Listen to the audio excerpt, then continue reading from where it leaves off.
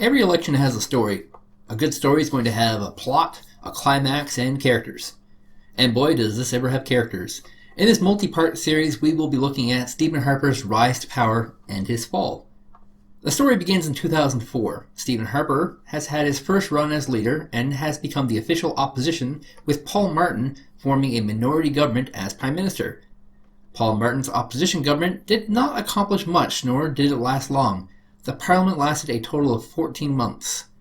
The government would sit until late January, almost 2 months after election. During this time, they passed gay marriage in Canada. All parties voted in favor of this except for the Conservatives. Mr. Speaker, this is an important day. The attention of our nation is focused on this chamber, in which John Diefenbaker introduced the Bill of Rights, in which Pierre Trudeau fought to establish. Initially, Paul Martin was rather popular because of this move. Shortly after this, though, one of the Conservatives, their star candidate, Belinda Stronach, crossed the floor to the Liberals for a cabinet position. Belinda Stronach was a really hot and super wealthy philanthropist who used to be very well liked.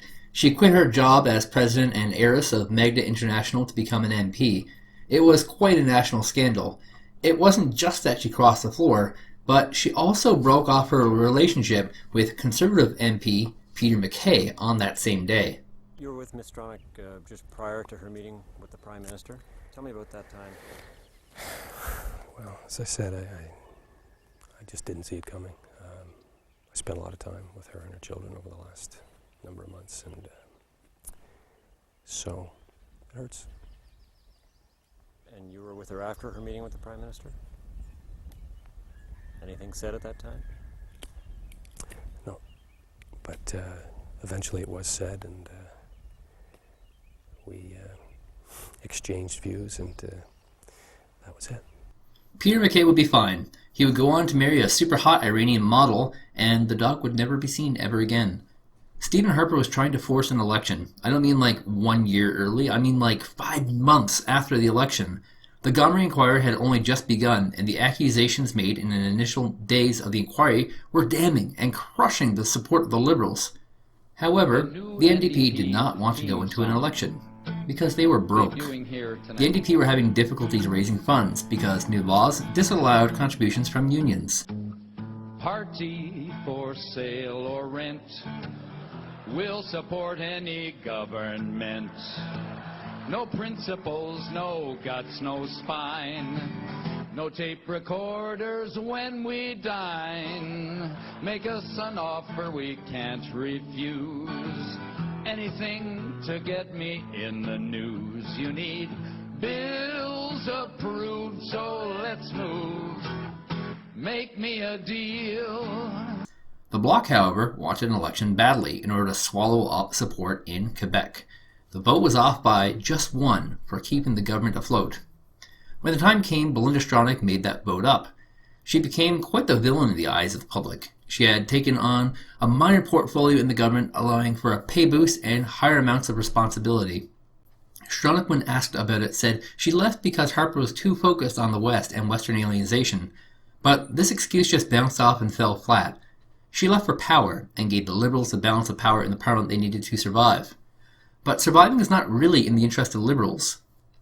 The Gomery inquiry focused on a scandal in the early to mid-90s. The Liberal Party, under Jean Chrétien, would give out large advertising dollars for promoting Canada in Quebec to firms that were very friendly to the party. These firms would take the tenders and donate a large portion of them back to the party. Many of these firms didn't even do any work. Entire dummy companies were set up entirely for giving money so that it could be donated back. Every single day it was damning drama about how corrupt the Liberals had become and how they were using Canadian taxpayers to fund their election war chest.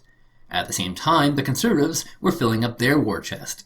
They had maxed out their donations limit for the year, but people were still sending in money. So what they did was send some of that money out to local organizations and continued to collect donation money.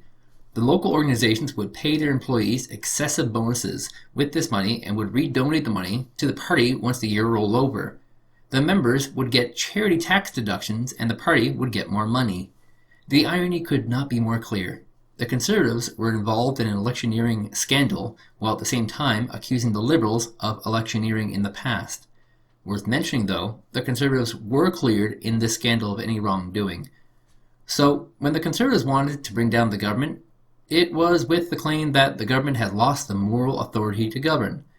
This was a claim that would be bellowed by every single future Liberal leader about the Conservatives. So Harper really wanted to bring down the Liberals. The Liberals eventually got the NDP to bail them out when they made a side deal. The Liberals' promise in the budget were just too good. A little bit of everything for someone. The budget was declared balanced, but only because it was backloaded full of former promises. For example, they called in billions of new military spending, but they actually just took unused income from previous military spending and put it into a new fund. They promised new spending for healthcare, but that was just the old health accord. The NDP wanted actual new spending and only promised to support if there was actual increases in spending. The Liberals were also trying to pass the Universal Child Care program, but were only partially funding it in order to balance the budget. The NDP made the Liberals create a law for incremental growth in spending in the childcare program as it started up. First, it would be subsidizing existing childcare, and then it would be creating new spaces and expanding the program. Another character showed up, who will show up again and again. His name was Danny Williams, and he was the all-time most popular premier in Canadian history. Provincial governments get so much royalty revenue from oil and mineral extraction, and the federal government would get to tax profits. Newfoundland was doing offshore oil exploration. It being offshore technically meant it belonged to the federal government, who was responsible for oceans. Newfoundland owned a share in all the companies building offshore oil rigs, but wanted to get a cut of royalty revenue, which was all going to Ottawa. Martin placed an agreement in place to share and back pay Newfoundland for oil royalty dollars in exchange for rousing support among all Newfoundland politicians. Williams was successful in convincing the 3 independent MPs to vote for the government. With Stronach, the NDP, and the 3 independents, it was enough to pass the bill. The winds of change were hard for the Conservatives. After Danny Williams stirred up trouble among Newfoundlanders in the Conservative Party, the whole party agreed to support the bill containing the Atlantic Accord. But the NDP amendments were a separate bill.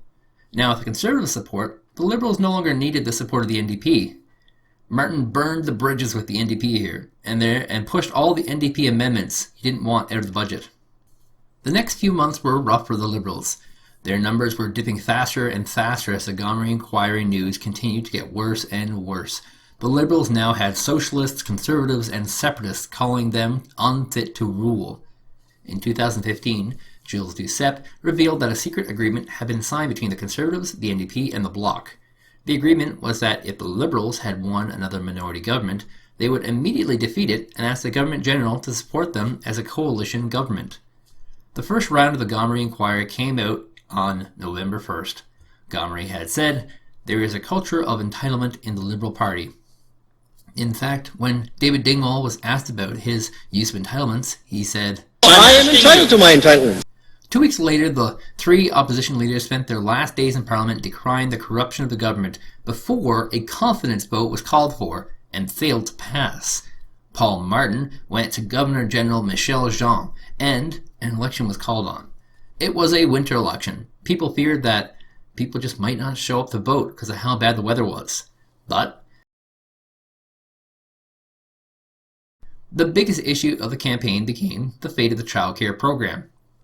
The NDP wanted to expand it. The Liberals wanted to protect it. The Conservatives wanted to replace it. The new Conservative plan called for a new childcare tax credit. The claim made allowed for parents to spend their new money how they please on their children. A stay-at-home mom, or people without access to childcare, really had no use for a childcare plan. It was the Liberal response that ended up dooming them. Childcare workers were referred to as childcare experts. Scott Reid, when talking about the childcare plan, referred to it as what we're building here. Don't give people $25 a day to blow on beer and popcorn. Give them childcare spaces that work. The Liberals were shown to be these elitists who were just out of touch with Canadians and unfit to rule. Harper would run around talking to regular everyday Canadians, shouting at the top of his lips that we're not going to give money to government bureaucracy or so-called childcare experts, because we know who the real childcare experts are. Mom and Dad. Harper might have won a majority in this election, except there was one problem. A problem that would haunt him for most of his political career. Stephen Harper would have sent our troops to Iraq. He'd spend billions on tanks and aircraft carriers, weaken our gun laws, and scrap the Kyoto Accord. He'd sacrifice Canadian-style healthcare for US-style tax cuts. He won't protect a woman's right to choose. And he's prepared to work with the Bloc Québécois. Stephen Harper says when he's through with Canada, we won't recognize it. You know what? He's right. The Liberal Party ran with this, and almost all political parties would run this in almost every single election after. The great dark mystery surrounding Stephen Harper, if you were his opponent, was that he had some sort of, almost like, you know, the Mount of Mordor, he had some dark secret. And once he got in power, if you read some of the tweets of Margaret Atwood, once he got in power, we were going to turn into a right-wing theocracy a la dystopia. This is a vision that only a novelist who's working too hard could come up with. The Liberals even invented a large number of facts. One was a quote from Stephen Harper, "You won't recognize Canada when I'm done with it." This line that the Liberals invented has taken on a life of its own. Many journalists and left-wing bloggers would recycle the line over and over, making it true.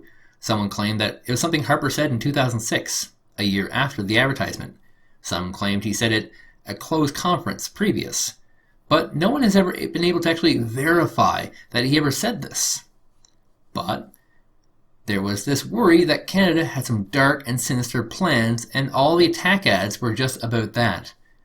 When Election Day came around, Harper was given an extremely weak minority government that would require support of the Liberals in order to survive. In order to become a real national leader, Harper would have to craft an indisputable national image that would make no one question his loyalty to Canada.